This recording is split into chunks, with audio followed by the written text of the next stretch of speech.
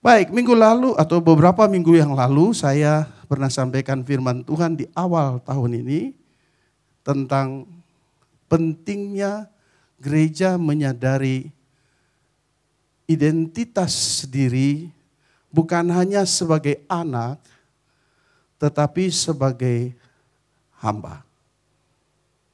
Karena bagi saya umat Tuhan tidak pernah bisa berfungsi dengan baik.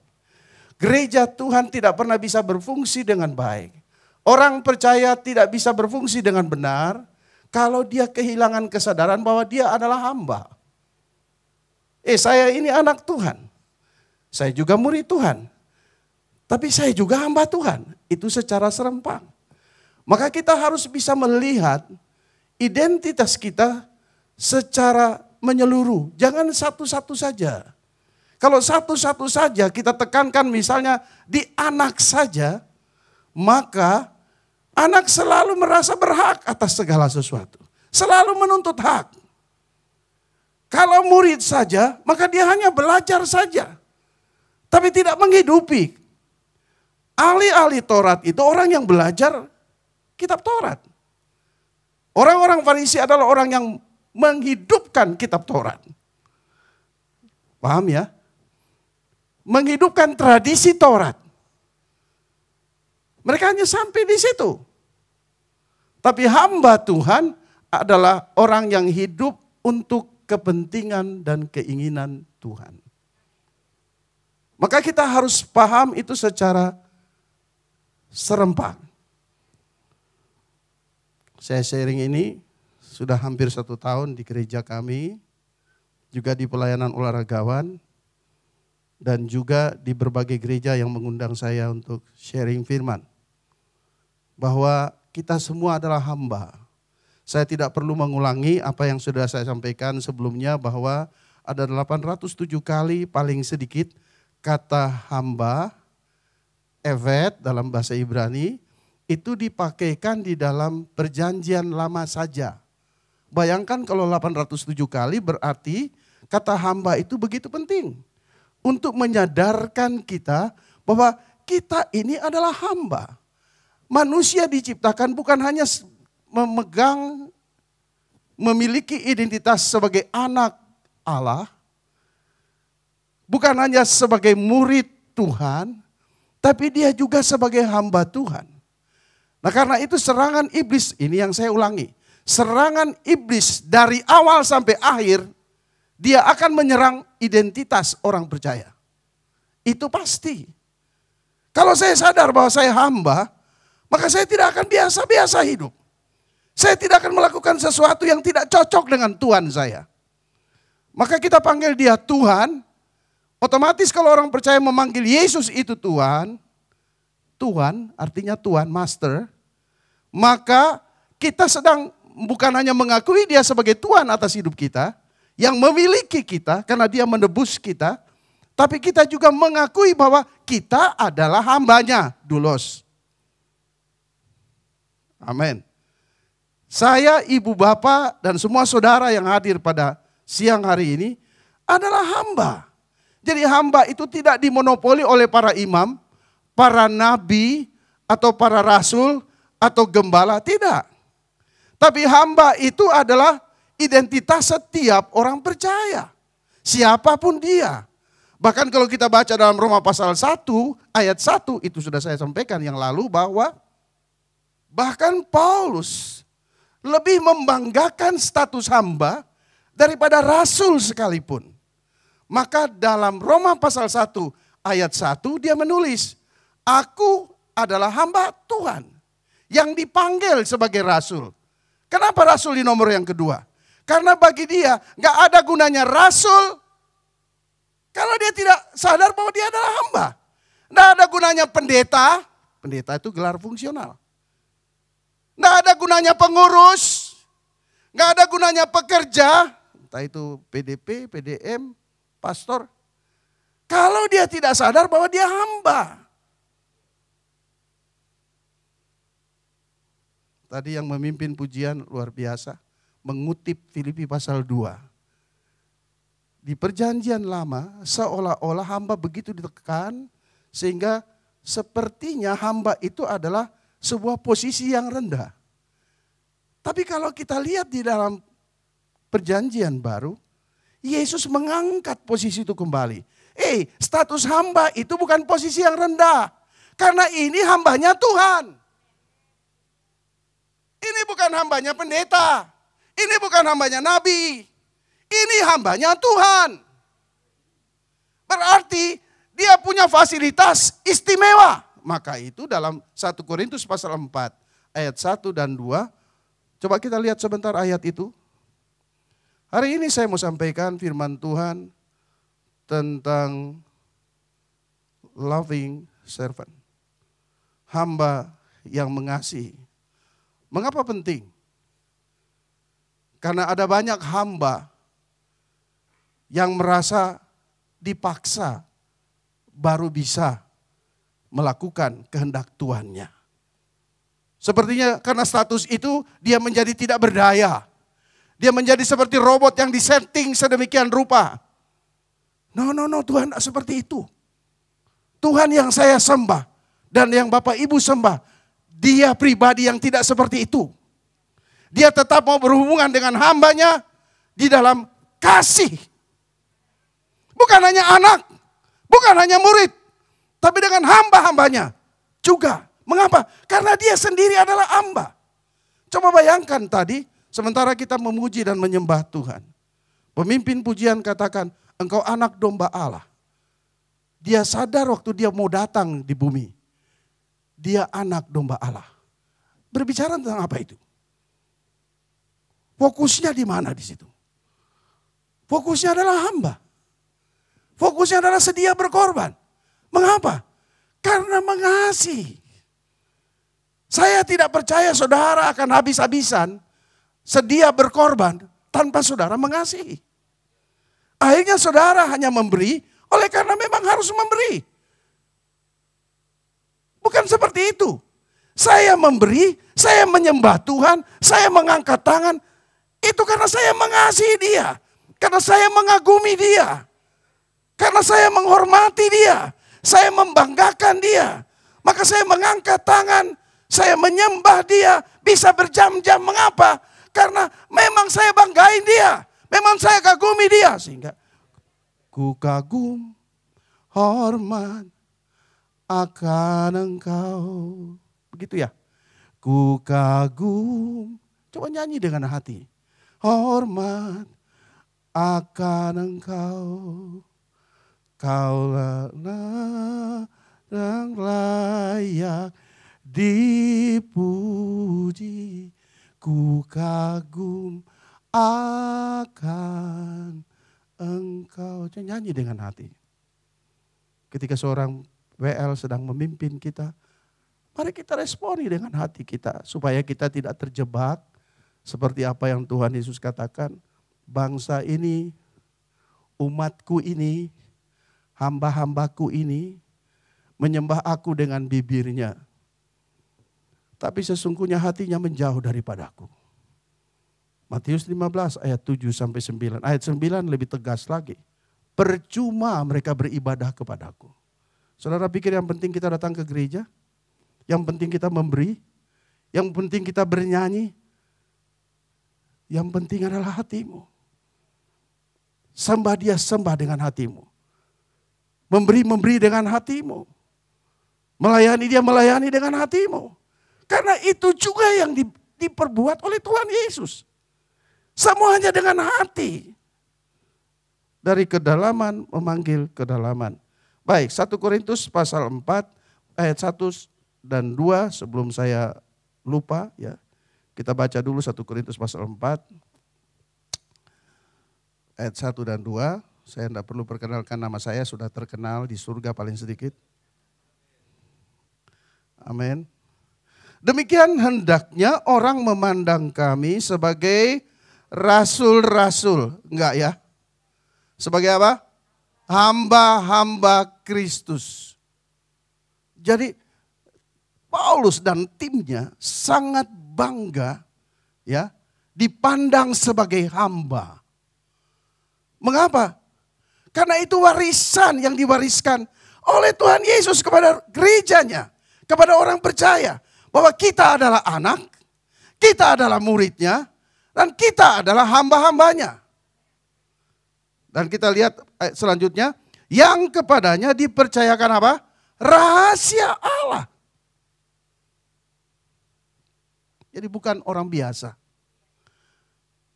Bukan identitas biasa.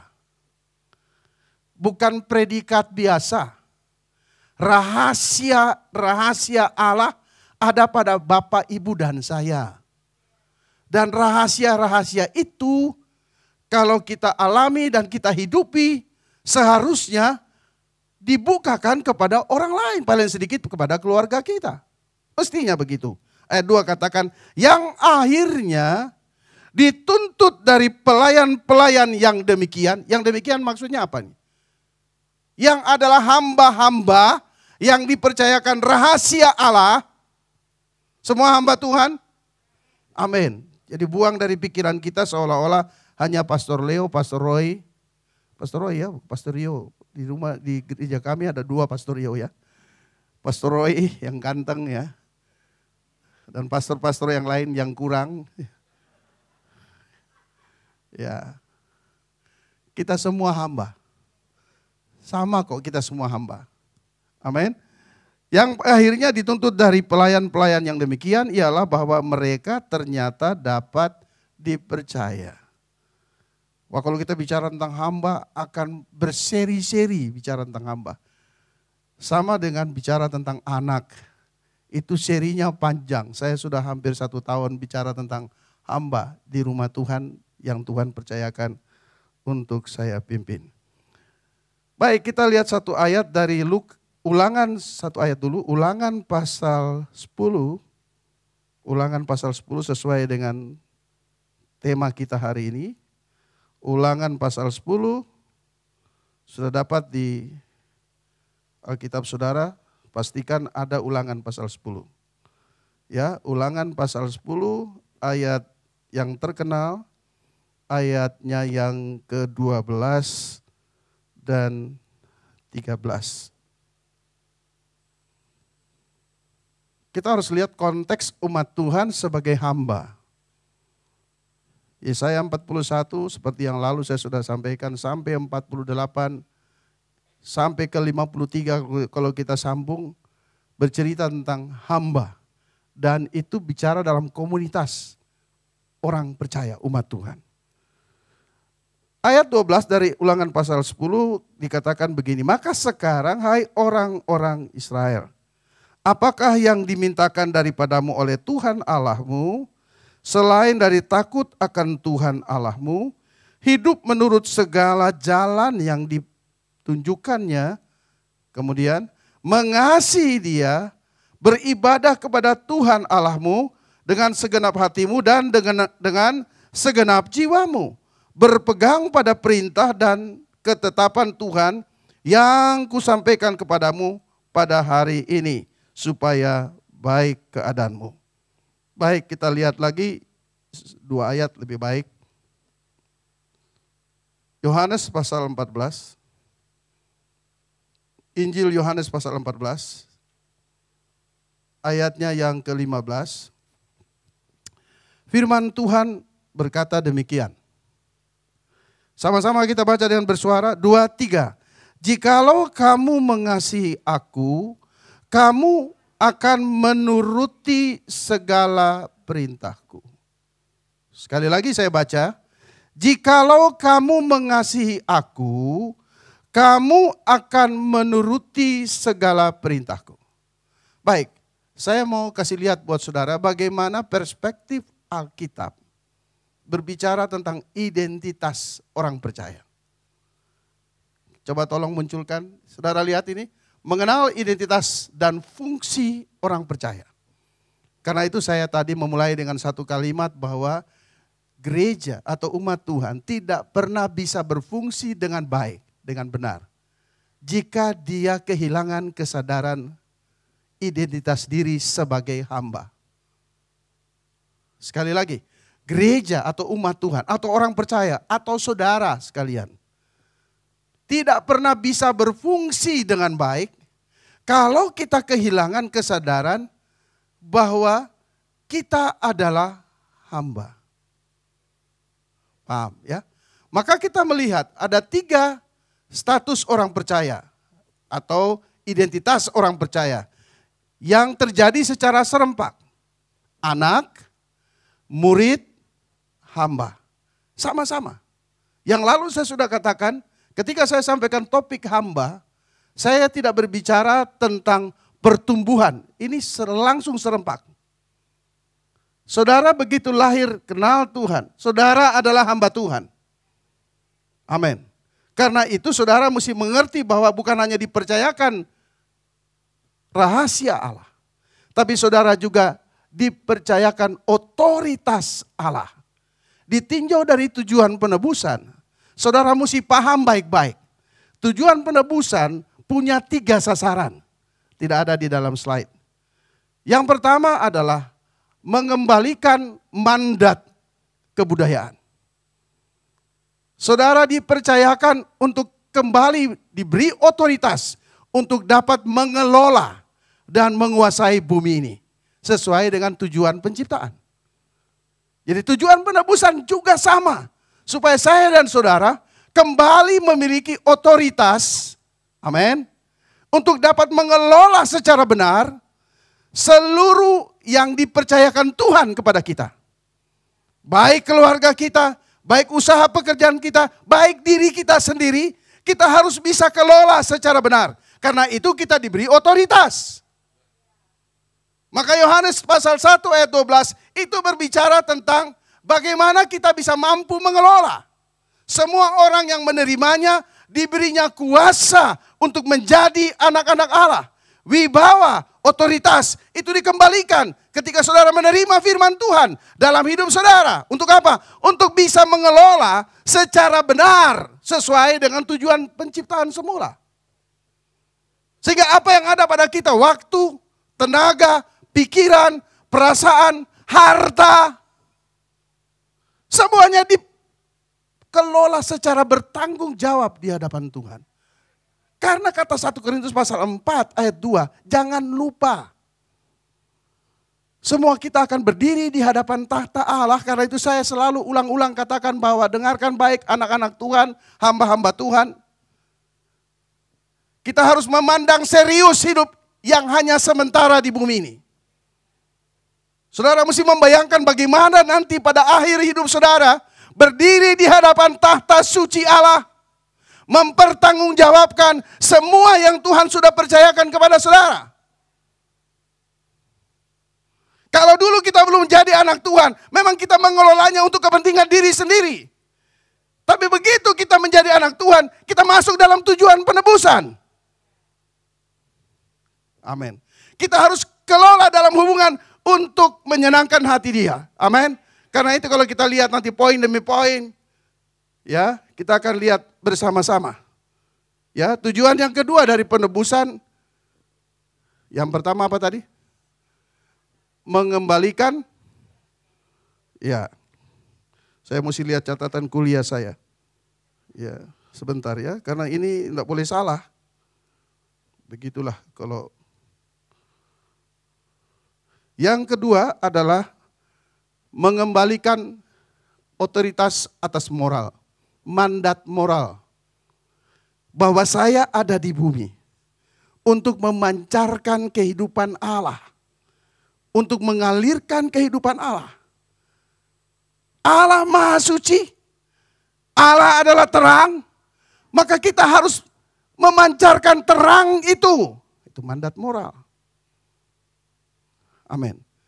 Itu ada pada kita semua, bukan hanya ada pada pendeta. Semua anak-anak Tuhan. Dulu hidupnya kacau. Tapi begitu jadi anak Tuhan, hidupnya berbeda. Dulu sulit mengampuni, tapi sekarang kok bisa dengan mudah sekali mengampuni. Dulu hanya mikir diri sendiri, sekarang kok juga mikir orang lain. Dulu hanya mikir diri sendiri sampai istri pun dilupa, atau suami pun dilupa. Ya, anak-anak pun juga dilupa, semua untuk diri sendiri. Jangan saudara pikir tidak ada itu. Ada. Ada ibu yang tidak peduli dengan anak-anak, ada. Semuanya untuk diri sendiri. Ada bapak yang tidak peduli juga begitu dengan keluarga. Ada. Dulu. Tapi begitu dia menerima Tuhan. Masuk ke dalam tujuan penebusan. Dia dikembalikan pada tujuan penciptaan. Dia memegang mandat moral. Otoritas. Dia punya otoritas. Bukan hanya atas dosa, tapi dia punya otoritas untuk mewakili Tuhan ada di bumi. Untuk memancarkan anugerah Tuhan kepada yang lain. Dan yang ketiga, wadah. Tujuan penebusan supaya kita dijadikan wadah yang berpribadi. Kalau kita bicara wadah, mesti ada catatan yang berpribadi karena kita bukan sesuatu. Kita adalah manusia yang punya kepribadian. Untuk menerima dan mengalirkan kehidupan ilahi. Kita ada ditebus untuk terus menerus bisa menerima ya, dan mengalirkan kehidupan ilahi. Saudara mengerti maksudnya? Tuhan Yesus bilang begini, barang siapa haus, itu di pesta. Tapi dia bilang, barang siapa haus, kok di pesta bilang barang siapa haus? Orang di pesta pasti enggak haus. Ya, tapi dia bilang barang siapa haus, baiklah ia datang kepadaku dan minum. Dari dalamnya akan mengalir aliran-aliran kehidupan. Dimulai dengan kata, barang siapa percaya kepada perkataan kitab suci. Percaya seperti yang dikatakan kitab suci. Dari dalamnya akan mengalir aliran-aliran kehidupan. Ini bicara tentang tujuan penebusan. Yang mengembalikan saudara dan saya pada tujuan penciptaan. Maka itu saya nggak heran. Efesus pasal 2 ayat yang ke-10, kita lihat lagi ayatnya. Memang saya begitu selalu banyak ayat.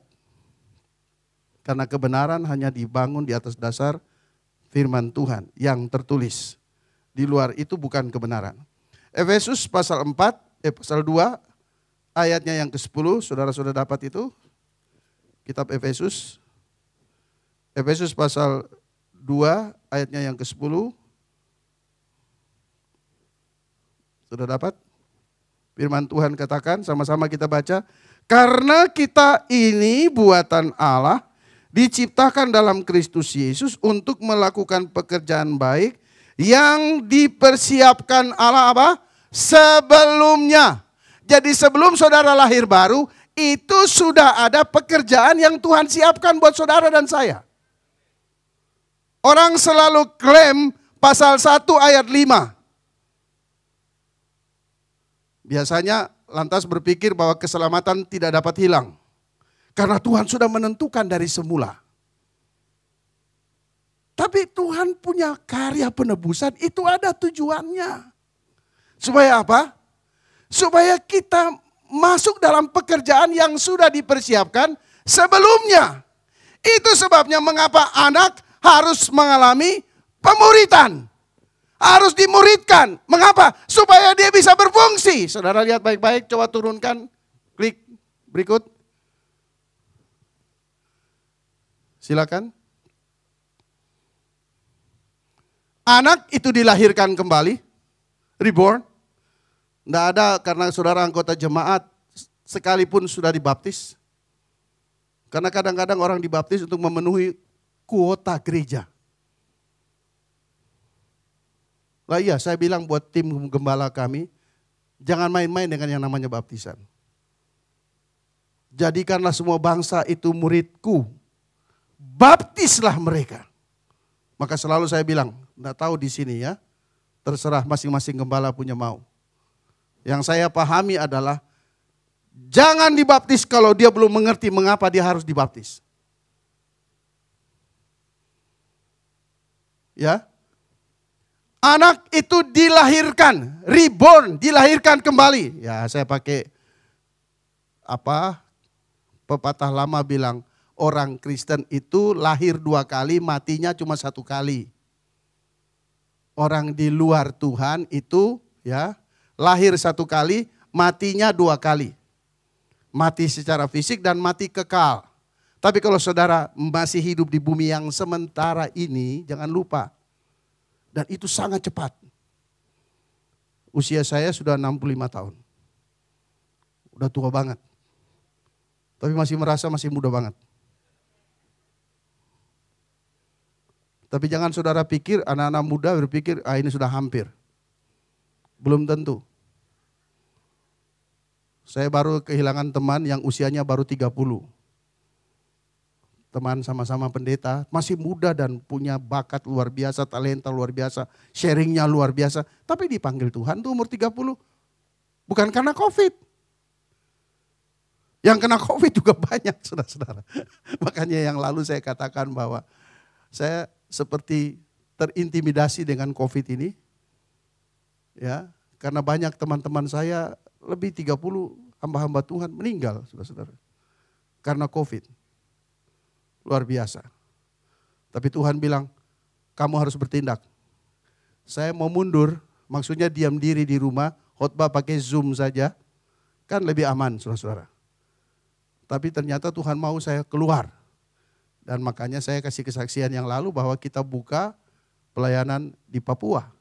Mengapa bisa terjadi seperti itu? Sekali lagi, karena anugerah Tuhan. Amin. Anak dilahirkan, sedangkan murid itu dibentuk ulang. Waktu kita jadi anak, kita punya benih Kristus. Saya pakai Roma pasal 8 ayat 9.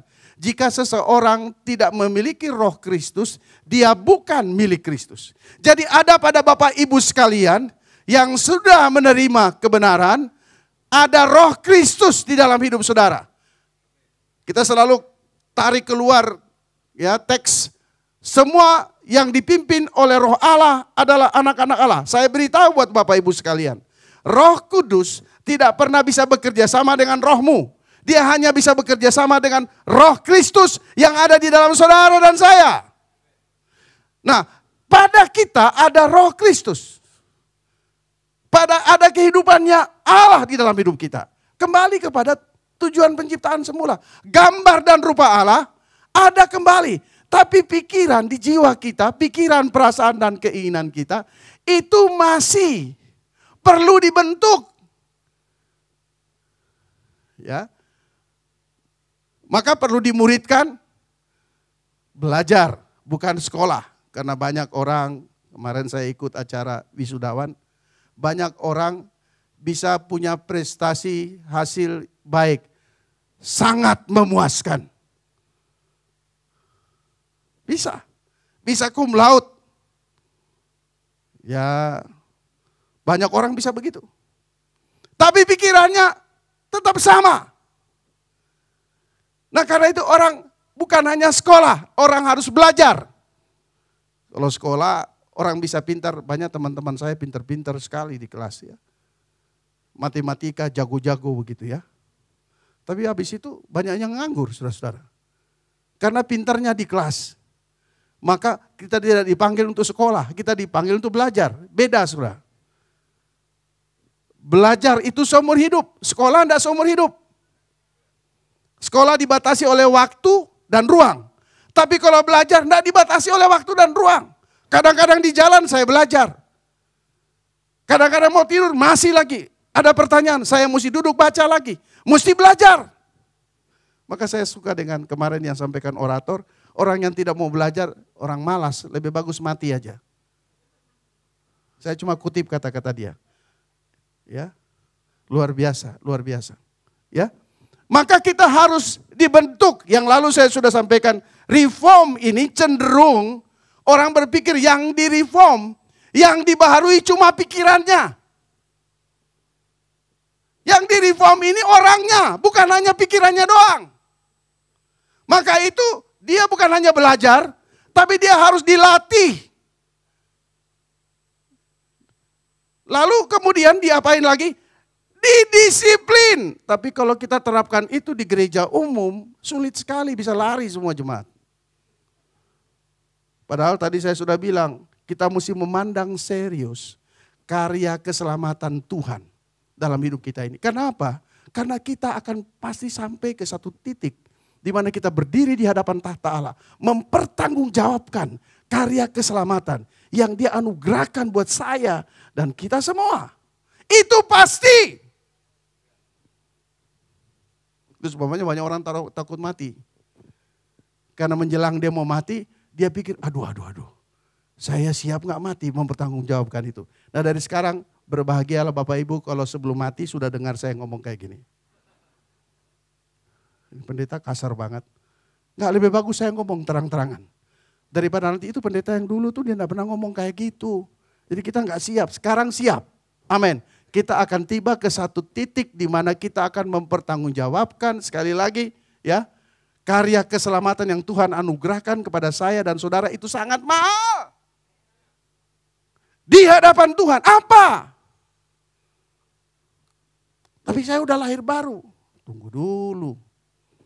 Ya, bukan hanya belajar, tapi dia harus dilatih dan harus didisiplin. Dari 3 kata ini kita mengenal yang namanya dibentuk. Nah maka muncullah kata reform. Jadi pembentukan itu bukan hanya akademis. Tapi pembentukan karakter. Dan saya tahu gereja ini kuat bicara tentang karakter. Di mana-mana kalau orang bilang karakter saya nanya di gereja manapun saya khotbah. Oh Bapak belum kenal yang namanya Pastor Leonardo Syamsuri. Itu kalau bicara karakter. Saya bilang yang mana tuh? Pendeta Leonardo Syamsuri. Oh coba tanya bapaknya kenal saya apa enggak. Begitu ya. Lalu hamba itu bicara tentang function. Mengapa perlu dibentuk? Tidak cukup hanya lahir. Dia harus dimuridkan. Jangan saudara di pikiran saudara muncul sekolah. Belajar yang saya sedang bicara. Anak saudara dari bayi juga belajar bukan? Betul tidak? Dia belum sekolah. Tapi cucu saya lagi datang nih. Makanya saya lagi lebih banyak waktu dengan cucu. Karena cuma 1 bulan datang dari luar negeri. Ya. Kata mamanya, "Pak, kalau nanti kita pulang, cucu papa itu sudah masuk ke daycare." Hah? Umur 1 tahun udah masuk di daycare? Iya Pak. Di luar begitu. Oh begitu. Iya, dia mesti belajar bersosialisasi. Dari kecil dia sudah harus belajar. Oh, kalau kita kan masih paling sedikit 3 tahun dulu. Udah bisa berdiri dengan baik. Ini udah mulai bisa berdiri. Ya sebentar lagi diharapkan sudah jalan gitu. Dari kecil. Udah belajar, berlatih, dan berdisiplin. Begitu juga anak-anak Tuhan. Tidak cukup kita dilahirkan. Tidak cukup. Karena ada tujuan penebusan. Mengembalikan saudara dan saya. Untuk kembali ya dalam 3 mandat tadi. Amin. Paham ya sampai di sini sebentar ya. Kemudian refunction. Dan karena itu saya mau bawa saudara masuk ke Yohanes pasal 14 ayat 15 ini. Kalau kita perhatikan dalam Yohanes pasal 14 ayat 15 kita kembali lagi ke situ. Yohanes 14 ayat 15 karena intinya ada di situ. Firman Tuhan katakan, jikalau kamu mengasihi aku, Yesus yang katakan, kamu akan menuruti segala perintah-perintahku. Saudara lihat baik-baik. Kata menuruti punya 3 pengertian. Paling sedikit saya lihat punya 3 pengertian. Saudara lihat ya. Jikalau kamu mengasihi aku, kamu akan menuruti segala perintahku. Seorang hamba yang mengasihi Tuhan,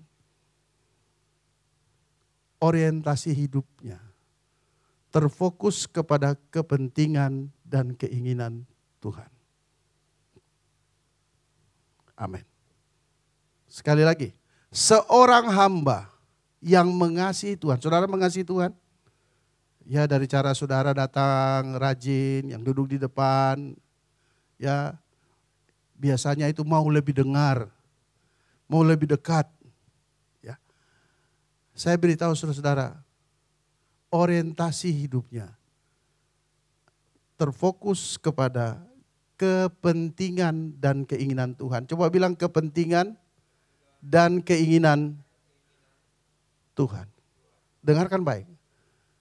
Segala sesuatu yang diciptakan Tuhan, ada kepentingan Tuhan di dalamnya. Ada keinginan Tuhan di dalamnya, termasuk saudara dan saya ditebus menjadi umat Tuhan, menjadi anak Tuhan, menjadi murid Tuhan. Ada kepentingan dan keinginan Tuhan. Dan bagi seorang hamba yang mengasihi Tuhan, kata taat itu melekat pada diri kita semua. Apa? Kata taat itu melekat pada diri saya dan saudara. Amin.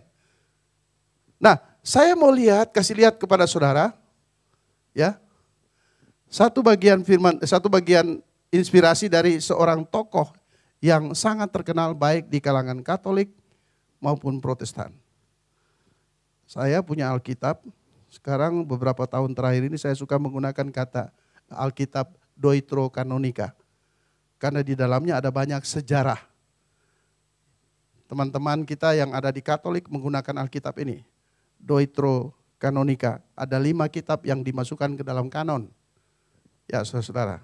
Nah salah satu tokoh yang terkenal namanya Profesor Dr. Thomas Aquinas. Seorang hamba Tuhan yang sangat cerdas. Militan sekali. Sangat mengasihi Tuhan. Himne-himne dari gereja Katolik kebanyakan adalah hasil ciptaan dia. Jadi orangnya bukan hanya seniman, tapi orangnya begitu cerdas, begitu pintar, luar biasa. Maka dia dianggap seorang santo, seorang santa, seorang yang kudus yang sangat dihormati. Apa pandangannya tentang ketaatan? Obedience is the measure of understanding and trust, driven by love of truth. Ketaatan adalah ukuran dari suatu pemahaman dan kepercayaan yang didorong oleh kasih akan kebenaran. Artinya, Anda bisa mengaku ya bahwa Anda orang percaya dan Anda orang yang memahami, mengerti Tuhan. Tetapi jika Anda tidak taat, maka percaya dan pengertian yang Anda miliki patut dipertanyakan. Saudara paham ini? Sekali lagi, kata Thomas Aquinas, ya, saya dan saudara bisa mengaku saya ini orang percaya. Saya pahami Tuhan. Tapi kalau saya tidak taat, kata Profesor Thomas Aquinas, maka percaya dan pengenalan saya patut dipertanyakan. Paham? Maka saya coba membuat sebuah gambar dari apa yang dikatakan Thomas Aquinas. Bagi saya ini sangat memberkati saya. Lihat baik-baik. Obey, ketaatan, itu adalah muara dari apa yang kita percaya dan kita pahami. Sekali lagi, ketaatan adalah ya muara dari apa yang saya percaya dan saya pahami. Yang didorong, kata dia gitu, yang didorong oleh kasih akan kebenaran. Karena kasih selalu berjalan bersama-sama dengan kebenaran. Kasih nggak bisa berjalan sendiri. Ya, jangan bilang saya mengasihi tapi nggak benar. Kasih selalu berjalan bersama-sama dengan kebenaran. Kalau kita mau tarik lebih tegas lagi, orang mengasihi, orang taat itu pasti karena dia mengasihi Tuhan. Tidak mungkin saya taat kalau saya tidak mengasihi Tuhan, nggak mungkin. Karena saya mengasihi, maka saya semakin mau dekat dengan dia. Karena saya dekat dengan dia, maka saya mengenal dia, maka saya memahami dia, saya mengerti dia. Itu membuat saya semakin percaya. Itu kata Dr. Martin Luther. Saya percaya supaya saya mengerti. Dan saya mengerti supaya saya semakin percaya. Begitu. Apa yang dorong? Oleh karena mengasihi. Jadi ketaatan itu, kalau kita lihat terus, klik lagi. Ya, saudara lihat ada gambar biru ini. Ini seperti di kedalaman laut.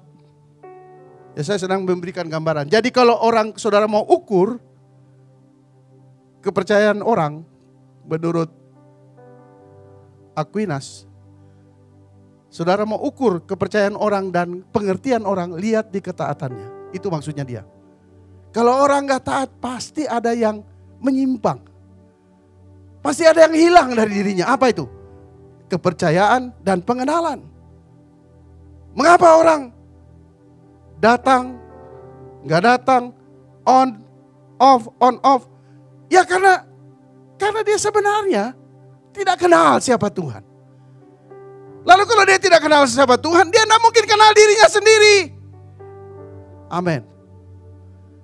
Ini semua didorong oleh kasih akan Tuhan dan kebenaran. Jadi ketaatan itu hanya muara. Kenapa saya taat? Karena saya kenal siapa dia. Kenapa saya taat? Karena saya percaya. Saudara bisa lihat contoh-contoh mengapa Petrus jalan di atas air. Karena dia percaya siapa Tuhan. Kenapa dia berjalan di atas air? Karena dia kenal siapa Yesus. Maka dia bilang, kalau engkau Tuhan, suruh aku berjalan. Paham? Karena dia kenal. Maka itu saudara dengarkan baik. Waktunya lagi terlalu terbatas. Saudara lihat, yang ditanya dikoreksi oleh Tuhan kepada Petrus. Tuhan menyaksikan apanya dia. Bukan pengenalannya dia, tapi kasihnya dia. Petrus, apakah engkau mengasihi aku? Karena kasih ini akan mendorong kepercayaanmu. Kasih yang ada di dalam kamu akan mendorong pengenalanmu. Mengapa saudara selalu cari Tuhan? Mengapa saudara selalu prioritaskan Tuhan?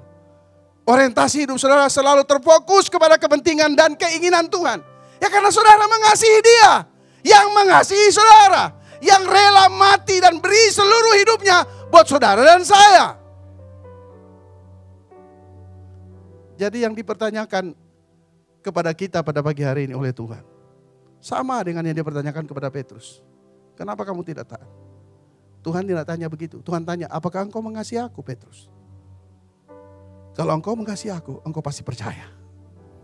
Kalau engkau mengasihi aku, engkau pasti mengenal aku. Maka Tuhan langsung masuk kepada sumbernya. Karena tidak mengasihi, maka dia tidak percaya. Karena tidak mengasihi, maka dia tidak kenal. Semakin kita mengasihi, semakin kita masuk dalam hubungan yang intim dengan dia. Semakin kita kenal dia.